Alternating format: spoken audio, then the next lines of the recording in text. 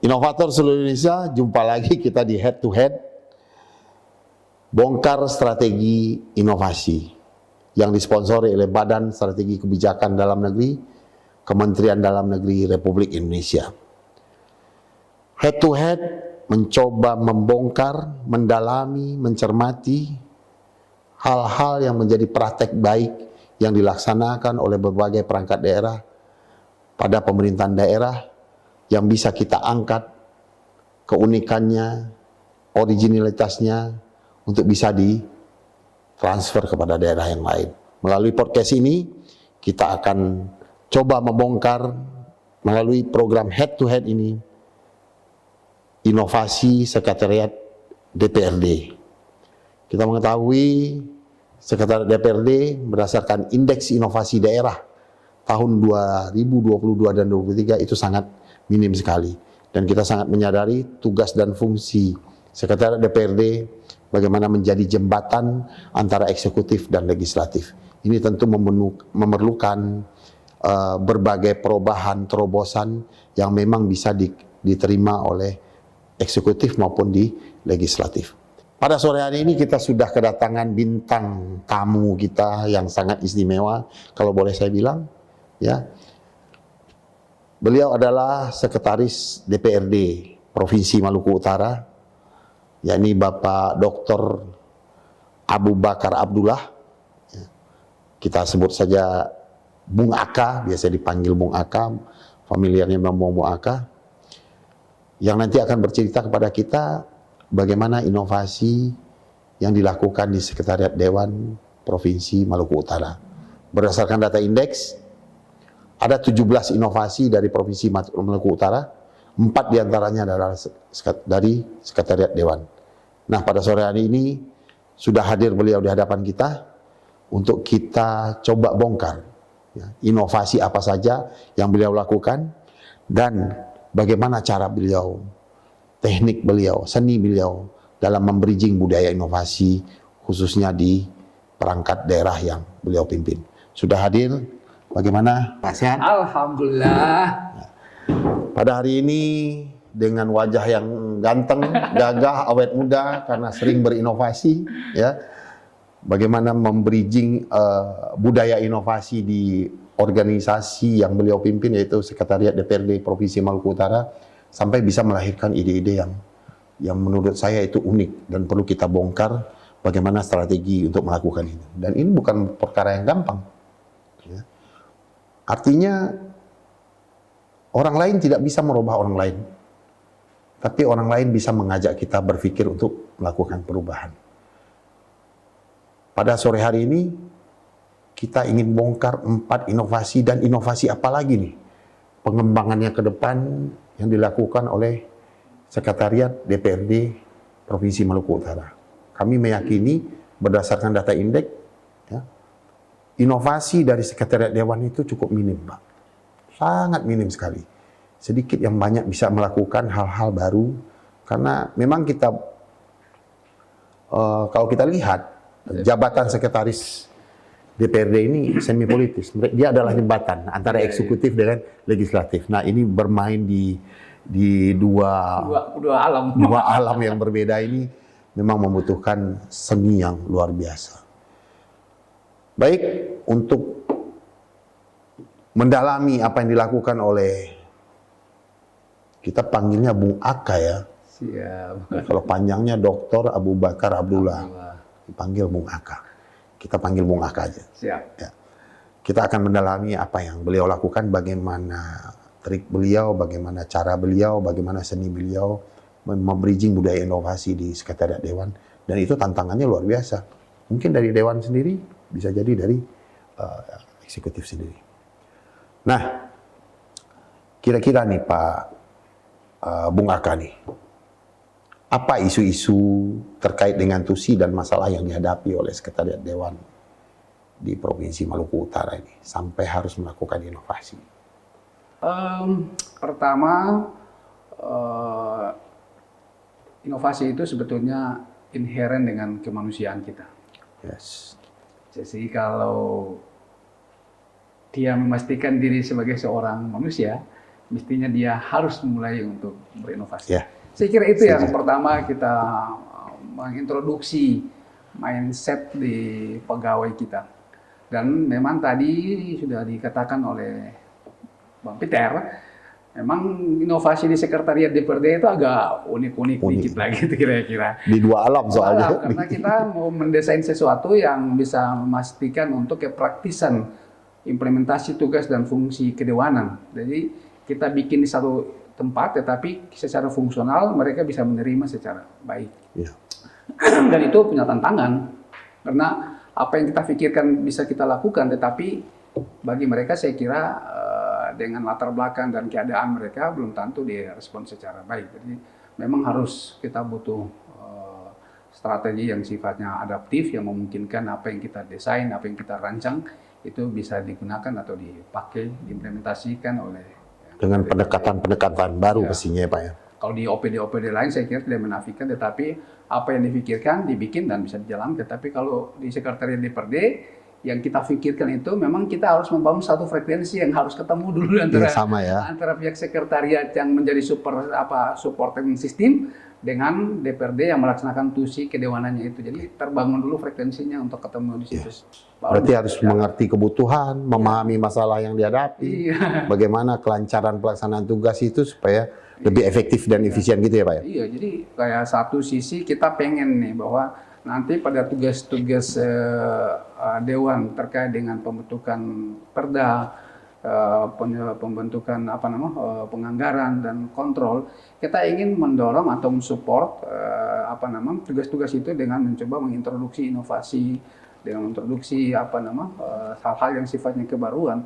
Tetapi itu sekali lagi mungkin tanda petik jangan sampai juga mengganggu. Kita menganggap itu praktis, tetapi ya bisa jadi juga mengganggu kenyamanan orang dalam beraktivitas, itu juga jadi problem. Berarti tidak kurang adaptif mungkin ya? Iya, makanya tadi saya bilang setelah kita desain, kita pikirkan, ya kita coba untuk membangun frekuensi untuk bisa ketemu dulu di situ. Yes. Itu sesuatu yang saya kira memang butuh tadi, kayak tadi Abang sudah mengatakan bahwa sekretariat DPRD itu adalah mediasi antara dua alam antara eksekutif dan legislatif. Jadi memang kita mendesain keadaan kita seperti itu. Harus adaptif di dua alam itu ya? Adaptif dalam dua alam.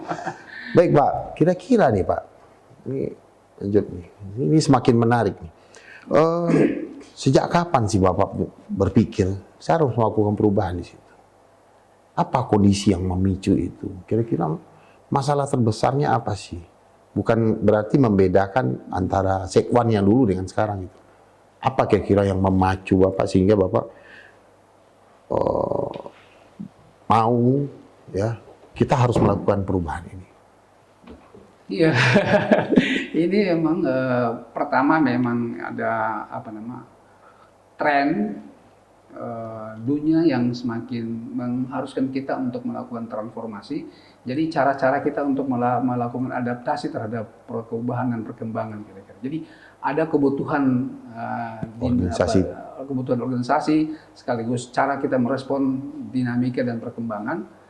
Jadi dua hal itulah sebetulnya memicu kita harus berpikir bahwa segera untuk membangun adaptasi baru kira-kira. Berarti zaman milenialistik inilah Pak ya, kita harus kebutuhan organisasi dan zaman milenial memang mau tak mau harus kita respon secara positif dan itu menghendaki kita untuk berinovasi terus-menerus. Ya karena 70% sekarang bisnis proses di dunia ini ditentukan oleh kaum-kaum milenial ini. Kalau kita nggak adaptif dengan mereka, kita nak melakukan perubahan ya kita siap-siap ditinggalkan. Gitu. Oke, ini semakin mendalam dan semakin menarik. Rekan-rekan teman-teman inovator seluruh Indonesia, kita menyadari bahwasanya inovasi itu hanya bukan penganggaran. Ya. Inovasi itu tidak melulu harus nggak ada anggaran nggak berinovasi. Gitu.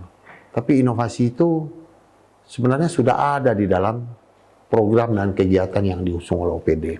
Nah, kira-kira tadi kita bicara isu seperti yang Bung Aka bilang tadi, jabatan sekretaris dewan ini semi politis harus bisa bermain di dua alam nih. Ya. Ada nggak punya seni bagaimana menyikapi ketika masuk ke alam yang satu dan harus bisa juga masuk.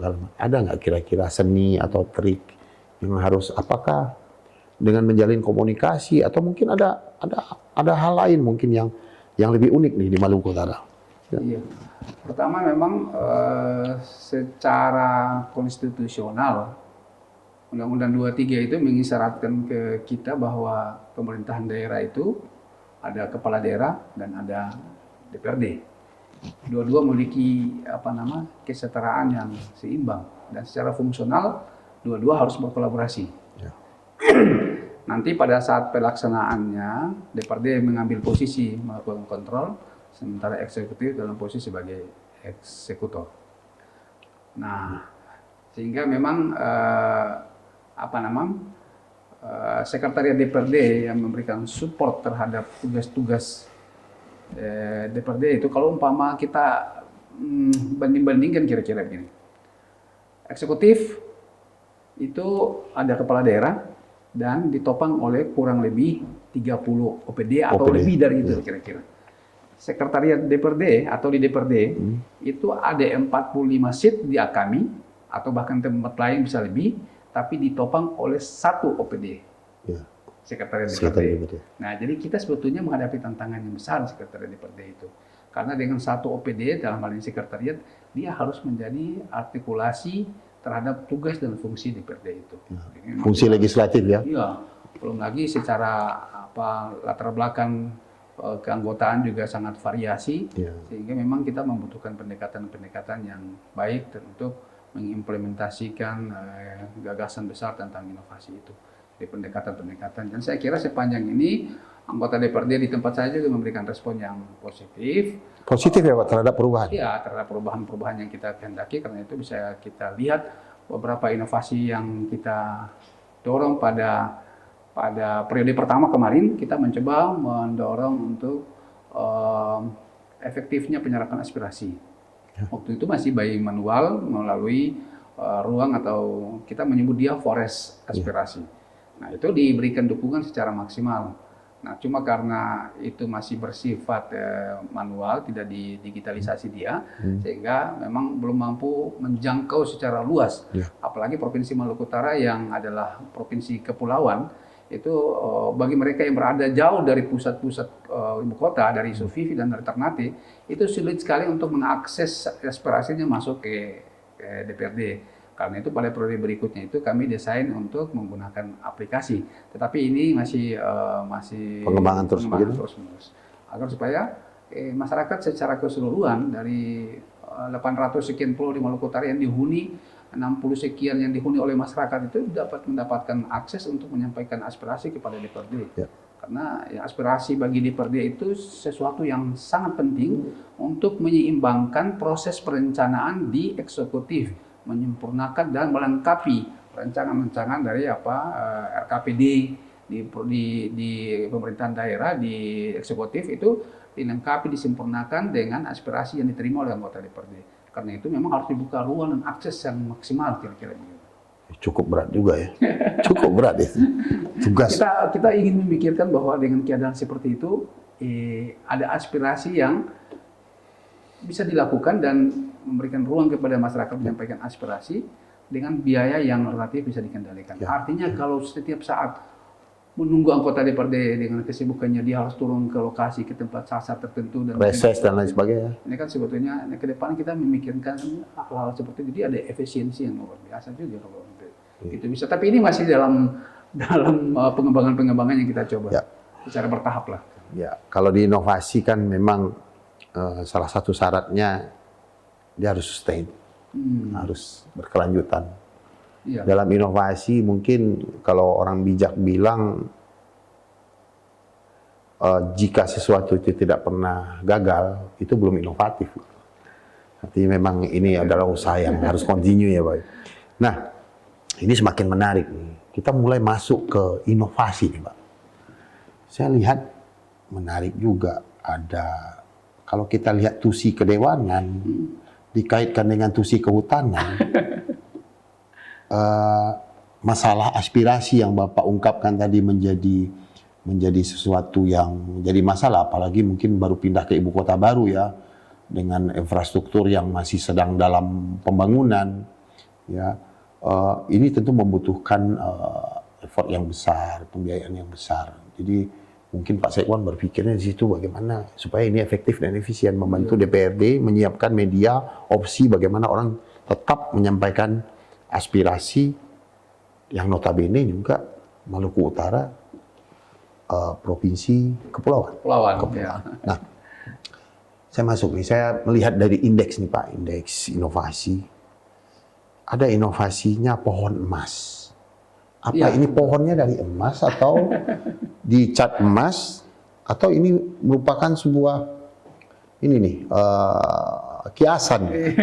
Nah, itu menarik Pak. Beberapa waktu yang lalu saya juga bercerita dengan teman-teman inovator di Provinsi Maluku, saya dapatkan informasi pengembangannya nanti akan menjadi sebuah hal yang mungkin saya pikir ini unik. Makanya saya angkat nih di head to head nih dengan narasumber dari Sekretariat Dewan. Kira-kira pohon emas itu bagaimana Pak? Iya, jadi pertama di tahun 2022 ini kita mendorong inovasi pohon emas. Pohon itu pojok, sebetulnya pojok hortikultura di lingkungan kantor. Itu awalnya ya Pak? Yang lagi kita daftarkan atau kita ini. Itu memang karena kita luas lahan kantor itu kurang lebih 13 hektar, besar, gede, kira-kira begitu. 13 hektar ya Pak? Iya, besar sekali. Pekarangannya luas sekali. Jadi memang cuma ada bangunan kantor, lalu masih ada lahan yang kosong, terbuka. Nah itu yang kita berkolaborasi dengan masyarakat di sekitar kantor, dengan pengurus masjid di kantor itu, lalu mendorong untuk pemanfaatan lahan untuk hortikultura yang produksinya bisa mendorong mensubsidi sedikitlah pendapatan masyarakat yang mengelola. Nah kami di kantor memfasilitasi secara maksimal lah pemanfaatan lahan itu. Tetapi itu dalam konteks kita memanfaatkan lahan. Secara fungsional itu yang kita lagi memikirkan supaya pohon emas itu bisa memberikan kontribusi terhadap implementasi tugas dan fungsi kedewanan. Kinerja daripada anggota DPRD. Nah itu bagaimana Pak? Pohon kinerja. Kalau pohon kinerja ada di Kemenpan RB Pak. Ya. Tapi mungkin yang realnya di Maluku Utara ini pohon benaran yang bisa meningkatkan kinerja. Bisa menyerap aspirasi gitulah kalau masalahnya aspirasi. Nah itu gimana Pak? Pengembangannya kira-kira ke depan? Pertama pohon itu secara anatomis memang fungsinya, salah satu fungsi dari bagian pohon itu adalah menyerap unsur hara. Ya. Akarnya itu fungsinya menyerap unsur hara. Kira-kira itu apa maknanya. Lalu kita ingin mentransformasi itu menjadi menyerap aspirasi. Menyerap aspirasi. Fungsinya bisa ketemu secara kerja. Cara kerjanya gimana itu Pak? Saya jadi pengen mendalami. Di tahun 2024 akan kita upayakan setelah transformasi dari pohon emas hortikultura itu menjadi pohon benaran. Kita ingin memadati kira-kira tanda petik pohon di lingkungan itu, dan setiap anggota yang akan kita harapkan untuk mengambil peran dan prakarsa 45 seat tadi lah ya. Ya, 45 seat itu mengambil berarti peran. satu dewan Satu pohon. Satu pohon. Dengan satu pohon, kemudian kita rawat secara baik. Lalu di situ memang kita ingin berfungsi, fungsi pohon dan fungsi untuk menyerap aspirasi. Secara lingkungan mungkin dia berfungsi memberikan penghijauan, digitalisasi dia itu supaya tadi yang rentang kendali aspirasi dari tunggu Pak, digitalisasi pohon. Jadi ini tambah bingung lagi saya. Digitalisasi pohon. Jadi satu anggota dewan satu pohon. Ya, itu pohon. Terus kita digitalisasi ini pohon bukannya menyerap hara tapi juga bisa menyerap aspirasi. Ini tambah bingung lagi nih Pak. Pohon digital. Tadi pohon emas dikembangkan meningkatkan kinerja anggota DPRD. Ini pohon bisa menyerap aspirasi. Kemudian ada lagi pohon digital dengan pohon yang sama. Jadi satu anggota dewan punya satu pohon. Terus bisa menyerap aspirasi. Misalnya mungkin begini ya, kalau yang saya bayangkan, apakah benar begitu saya nggak tahu. Saya mau menyampaikan aspirasi kepada anggota dapil saya, bisa melalui pohon itu. Iya. Ini yang menarik. Tidak sia-sia kita datangkan narasumber hari ini. Kita bicara bagaimana tusi kedewanan dengan tusi OPD lain, tusi kehutanan, hortikultura bisa ketemu dalam sebuah ikatan yang namanya bisa menyalurkan aspirasi. Iya. Kira-kira pengembang sudah sampai di mana? Kita sekarang karena itu kan sebetulnya dari pengembangan dari pohon emas ya, hortikultura. Nah, karena itu tadi saya bilang bahwa dia masih memanfaatkan lahan, sekarang kita pengen itu bisa memberikan kontribusi terhadap tugas dan fungsi. Maka kita lagi pengembangan untuk pohon aspirasi emas kira-kira. Pohon aspirasi emas di mana dalam pikiran kita itu anggota masyarakat itu kalau mau berkunjung ke kantor DPRD, terus kemudian anggota DPRD-nya masih dalam kesibukan, ada kegiatan tertentu, lalu dia pengen menitipkan aspirasi, cukuplah kayak pohon-pohon yang telah kita tanam Secara digital. Atau kalau dia tidak sempat juga bisa disampaikan melalui digital. Secara digital juga datang ke situ ke pohon, langsung saya kira. Berarti semakin banyak opsi orang menyampaikan aspirasi semakin bagus. Tapi itu masih itu statusnya masih pengembangan. Karena berarti tahun depan tahun ini sudah implementasi ya? Tahun ini masih yang kita daftarkan itu pohon emas untuk hortikultura. Nah, kita nanti tahun depan udah mulai pengembangan ke pohon emas. Saya kira itu juga cara kami untuk tahun depan itu kan sudah memasuki tahun politik dan sudah ada anggota DPRD yang baru ya. Periode berikut. Nah, kira-kira dengan gitu. Pola yang baru, sehingga memang kita juga harus menyiapkan sesuatu yang bisa yang lebih baru juga. Nah, cara kita kira-kira seperti itu yang akan kita persiapkan. Ini inovatif sekali ini. Itu baru kita bicara satu inovasi di Sekwan. Iya. Ada 4 yang didaftarkan tahun ini dimasukkan ke indeks. Ada 4 lagi yang kabarnya diinisiasi nih. Ya. Kalau saya lihat dari indeks ada yang diinisiasi 4 lagi. Berarti tahun ini penerapan, tahun depan udah jadi 8 gini. 8 ya. Kita tunggu. Saya pikir nih yang 8 ini yang lainnya lebih unik lagi daripada pohon aspirasi. Pemirsa Peter Show ini sungguh sangat unik ya.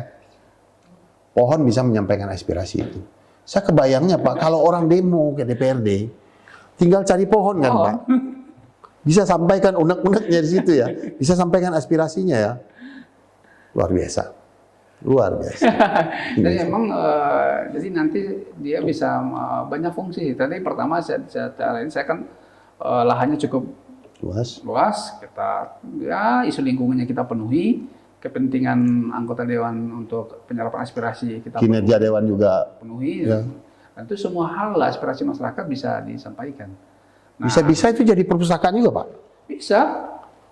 Udah jalan. Nah ini kalau satu demi satu kita lakukan pasti semua kepentingan, semua kebutuhan tentang itu bisa kita integrasikan ke dalam sistem itu. Nah kita lagi upayakan untuk pengembangannya ke arah seperti itu. Luar biasa. Lihat bahasa. Bung Aka luar biasa. Kemarin juga di tahun 2000 yang ini kan kita kemarin alhamdulillah sesuai laporan yang saya terima dari teman-teman saya di kantor yang bertugas full untuk hal-hal yang sifatnya inovasi ini. Alhamdulillah kemarin kami memberikan atau mendaftarkan kurang lebih 4 inovasi yang ya berdasarkan perhitungan terakhir di tingkat kematangan di Balitbangda itu di atas 100. Saya nggak tahu. Saya lihat juga di indeks. Nah, yang 4 itu kematangannya cukup bagus, Pak. Iya, ada yang sangat bagus malah. Ada yang di atas 100 ya. Kita belum tahu yang terakhir. Ya, mudah-mudahan ini hasil validasi tahun 2023 yang dilakukan oleh teman-teman UGM dan UI. Kita lihat nanti, Pak, tingkat kematangan kira-kira. Ya salah satu yang menggunakan teknologi. Kami juga punya podcast yang alhamdulillah mungkin sudah 8 sampai 20 apa 30 kali tayang lah podcastnya. Jadi memang udah kami juga agak masih beda tapi lumayan lah di studio kami. Sekali-sekali lah nanti kita udah. Ya, siap. Saya ingin juga podcast juga ada. Jadi memang itu benar-benar kita manfaatkan untuk kepentingan publikasi ya Pak. Kemudian masyarakat juga bisa kita kasih edukasi ya datang untuk menyampaikan aspirasi juga bisa kita manfaatkan di situ. Lengkap ya Pak ruangannya. Ya. Boleh nanti kita tinjau Pak. Oh iya, dengan senang hati karena nanti pasti ada sesuatu yang kebaruan juga yang akan disampaikan oleh. Ya. Saya dengar juga ada ini juga ya ruang milenial sedang diinisiasi Iya, ya? lagi kita inisiasi beberapa spot-spot yang bisa dimanfaatkan. Kita angkat karena segmentasi milenial itu kan sebetulnya banyak juga. sangat mendominasi ya dalam bangunan demografi kita ini. Benar. Mungkin di atas 50% kan ya milenial. Jadi memang kebutuhan pasar seperti itu yang harus kita sediakan. Jangan-jangan pikiran dia, gagasan dia masa depan tentang Maluku Utara itu ada di dia, ada milenial itu. Karena itu teman-teman saya di kantor juga kita bilang cobalah kita memahami situasi itu dan kita kasih ruang lah bagi milenial bicara di DPR sana. Gitu. Saya baca tuh buku Yuswadi itu Pak, Millennial Kills Everything. Siapa yang nggak ikut keinginan milenial, oh ya terus dia. Will die. Kamu akan dibunuh, kebiasaanmu akan dibunuh. Terus dia nanti. Ya, mereka membawa kebiasaan-kebiasaan baru. Oke, ini semakin dalam itu baru satu inovasi kita buka. Saya yakin banyak inovasi lainnya. Ada masalah barang ya Pak. Barang diregistrasi sendiri, inventarisir barang Dewan. Kan kalau maaf nih, di Dewan kan agak rawan ya. Betul. Untuk masalah inventaris dan barang segala macam. Bapak sudah melakukan inovasi ya dengan barcode ya Pak, mengetahui juga posisi barang siapa di APBD tahun berapa sampai ke mungkin kalau pengembangannya saya dengar dari teman-teman akan sampai ke penyusutan barang juga akan dihitung. Oke, seperti yang saya sampaikan tadi Bung Aka, menjadi pimpinan organisasi dan membridging inovasi ke dalam organisasi untuk bisa efektif dan efisiennya mencapai tujuan organisasi dan meningkatkan kinerja tadi, itu kan bukan perkara gampang. Kira-kira apa yang sudah Bapak lakukan, Bung Aka lakukan nih?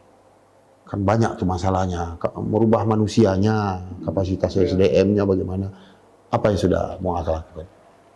Iya, jadi memang saya itu di kantor, saya bilang kita nih ke kantor itu tidak sekedar saya ingin memang dengan situasi dan keadaan itu, jadi memang kantor itu kita juga gunakan sebagai ruang pembelajaran sebetulnya. Jadi memang betul-betul kita ada teman-teman yang sudah memiliki kualifikasi dan pengalaman, baik kualifikasi pendidikan dan pengalaman yang sudah panjang, itu langsung kita jadikan dia mentor untuk melakukan transformasi ke bawah.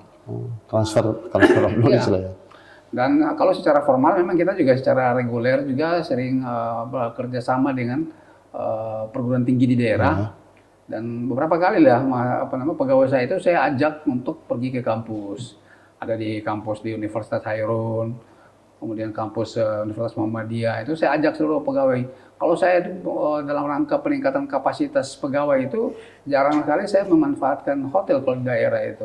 Memang mereka saya bilang nggak ada yang kita pakai, kita semua menuju ke kampus. Jadi waktu ke sana itu dalam pikiran dia dan kita semua ke sana itu memang untuk belajar, nggak bisa main-main di sana.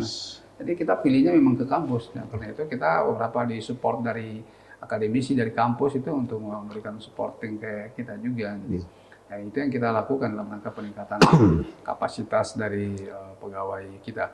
Kemudian kita juga menjalin kerjasama atau kemitraan dengan kelompok-kelompok strategis lainnya untuk membantu dalam rangka meningkatkan kompetensi lah untuk bisa menyesuaikan dengan keadaan itu. Termasuk kalau catatan tamu, Sekretariat Dewan Maluku Utara paling sering juga ke BSKDN. Oh iya. Kalau kita sering di sini dapurnya sebetulnya ini. Iya. Luar biasa. Nah, pemirsa, para inovator seluruh Indonesia, tadi sudah dibongkar saya yang menarik, saya dari Maluku Utara, makanya saya mengundang beliau kebetulan di Jakarta juga. Masalah PON aspirasi tadi itu luar biasa, itu unik Pak. Unik sekali dari berbagai inovasi yang saya lihat. Tadi sudah dibuka sedikit, tapi katanya tunggu lagi tanggal mainnya tahun depan. Berarti masih dalam pengembangan. Tapi setidaknya kita sudah menangkap demikian semuanya bisa. Tusi kedewanan dikaitkan dengan tusi kehutanan, hortikultura ternyata bisa sejalan. Dan itu memang kita udah mencoba untuk masuk ke blueprint kita di blueprint inovasi yang memang udah kita buat, sehingga apa yang kita omongin tadi yang masih statusnya pengembangan itu udah masuk dalam blueprint. Ya, kita berarti satu inovasi ada blueprint Pak di sekolah. Iya, karena kita nanti bicara soal pengembangan, jadi memang sudah harus di tahap dalam perencanaan Pak. Iya. Oh, keren juga, luar biasa ini. Maluku Utara punya blueprint per inovasi. Berarti setiap tahun mau pengembangan apa saja sudah ada ya rencananya. Kalau enggak ya sudah, jadi dia nanti jadi guidance lah buat teman-teman inovasi di kantor itu. Kalau enggak ya agak susah. Memang kita harus menyiapkan karpet merah kira-kira bagi dia terus jalannya itu. Oke, pemirsa dan inovator seluruh Indonesia, saya menangkap dua ini. Barusan saya tangkap blueprint inovasi lagi nih. Jadi inovasi harus punya blueprint. Iya harus ya. Rencana pengembangan ke depan apa dan inovasi itu mau dibawa kemana ya kalau blueprint apa. Yang kedua tadi pohon aspirasi itu sangat menarik. Jadi ini cukup membuat kita sedikit tergelitik. Ternyata semua itu bisa dikolaborasikan, bisa disamagerakkan untuk mencapai tujuan masing-masing. Itulah tujuan daripada kolaborasi. Saya minta golden statement lah, atau closing statement. Closing statement dari narasumber kita, dari Bung Aka. Kira-kira ini apa nih? Silakan. Iya, saya sebetulnya memang untuk mengintroduksi budaya inovasi di pegawai, memang kita harus tanda petik memaksakan berubahlah kebiasaan dia kan. Karena itu di awal tadi saya bilang saya ingin menanamkan bahwa kalau Anda itu seorang manusia, kira-kira begitu, maka Anda mestinya berinovasi. Karena dia inovasi dan kemanusiaan itu satu. Ya, artinya manusia yang sama dengan hari kemarin itu adalah orang rugi. Jadi memang di dalam ruang kita bekerja, saya sering mengatakan kepada teman-teman bahwa bekerja itu sebuah kemuliaan. Karena itu jagalah kemuliaan itu dengan karya-karya yang memberikan dampak positif bagi diri, lingkungan, maupun masyarakat secara umum. Inovasi satu-satunya jalan untuk memberikan kontribusi bagi kemanusiaan dan kemaslahatan bagi semua orang. Makanya Bapak kejar peningkatan kapasitas tadi itu. Harus tingkatkan terus, sekira itu. Ya, terima kasih Pak Bung Aka yang sudah hadir di sini. Kami sangat berbahagia sekali Bung Aka bisa berbagi dengan kami, dengan para inovator seluruh Indonesia. Para inovator seluruh Indonesia, demikian acara dan program Head to Head pada kali ini. Semoga ini bisa bermanfaat. Satu kata yang kami ambil dari Presiden Kenya, mantan Presiden Kenya, Robert Mugabe. Jika baju Anda terbuat dari daun singkong, pastikan Anda tidak mengambil kambing sebagai teman. Itu mungkin yang bisa kita pahami. Segala yang toksik dalam hidup ini, kita akan buang untuk bisa lebih maju ke depan. Terima kasih, sampai jumpa di Head to Head episode 3 berikutnya.